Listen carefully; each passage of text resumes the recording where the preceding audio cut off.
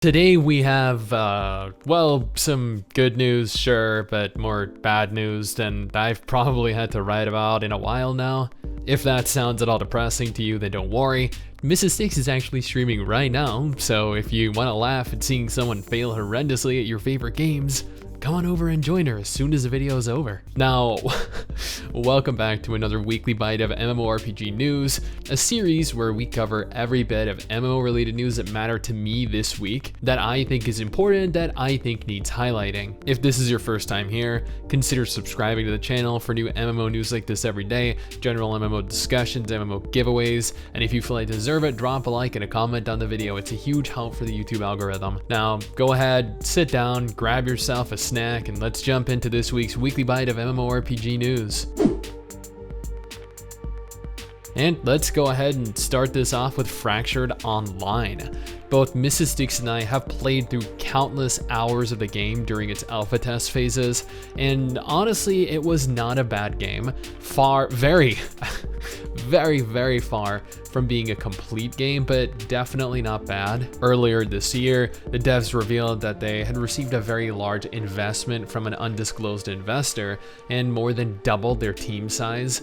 Then, very recently, Gamigo went ahead and revealed that they were ready to announce a brand new MMORPG. They dropped small hints here and there, but the URL that Gamigo listed on their website was uncertainfolder.com, which, if you take a moment to unscramble, is actually an anagram for Fractured Online.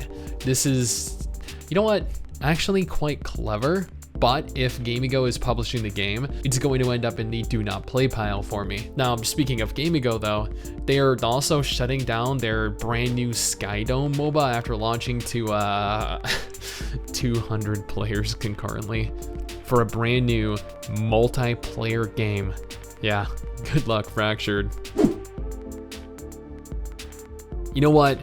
Since we're on the bad news train at this juncture, let's just group all of the bad news together. That way, as we progress through the video, things should technically get better, right? So, originally, Corepunk was slated to release sometime in 2021. However, as we got closer to 2021, it was revealed that the dev team was significantly behind schedule, which is fine for a new studio, especially concerning the development of a new MMORPG.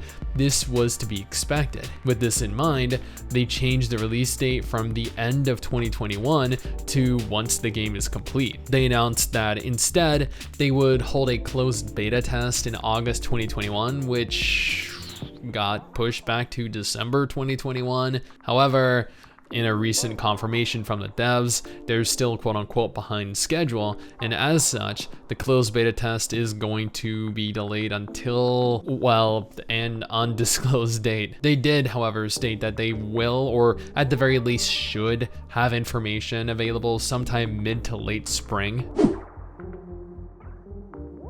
This should be good news, should being the keyword here, but it's really not. I know there are plenty of Warhammer fans out there, and the announcement of a brand new Warhammer MMO should light your loins on fire. However, it was confirmed that Nexon would be working with Games Workshop to develop the title. Yeah, Nexon, that Nexon. If that doesn't leave your jaw agape in confusion, then, well, you're not as easily surprised as I am.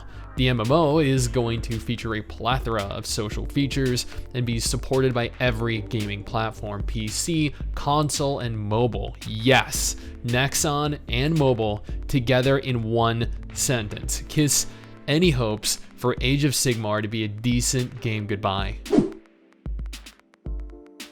Okay, so I have a question for all of you. At what point does the Lineage franchise have too many lineages? Lineage, Lineage M, Lineage 2, Lineage 2M, Lineage 2 Revolution, Lineage W, Project TL, which stands for Project the Lineage.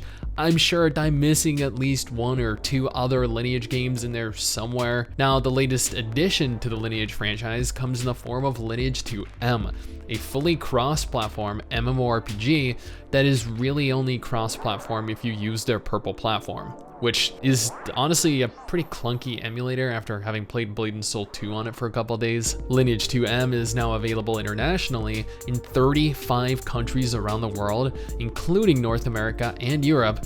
So if you want to play another auto mobile copy pasted Lineage MMO, then this right here is for you. I think Zenith is perhaps the only VR MMO that I've ever thought looked even remotely appealing to me.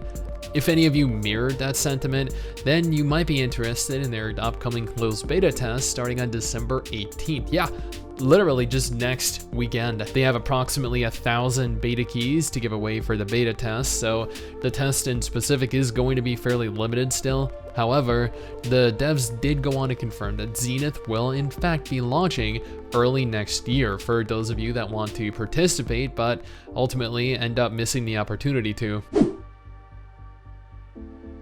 Speaking of beta tests, the upcoming Mad World MMO is holding its alpha test on December 20th. Yeah, just 2 days after Zenith's beta begins, which is honestly a little concerning given that the last thing that any MMO needs, especially during a test phase, is direct competition. I couldn't find any limitations being imposed on this alpha test, as it seems as though if you want to participate in it, all that's really required is to merely register and play directly from your browser. I guess they have yet to finalize their client. Then in news that may be too little too late, as I feel as though some of the hype for Lost Ark has died down, Amazon have revealed at the 2021 Game Awards that Lost Ark would be launching on February 11th, with players that purchase Founders Packs being capable of logging in and playing the game beginning February 8th. Honestly, I have always enjoyed Lost Ark, but Amazon have pushed the game back so New World can have its time to shine, and due to this, the hype for the game has declined by quite a sizable margin. Sure, there's still plenty there, but I don't know, 2 months is still a long time for players.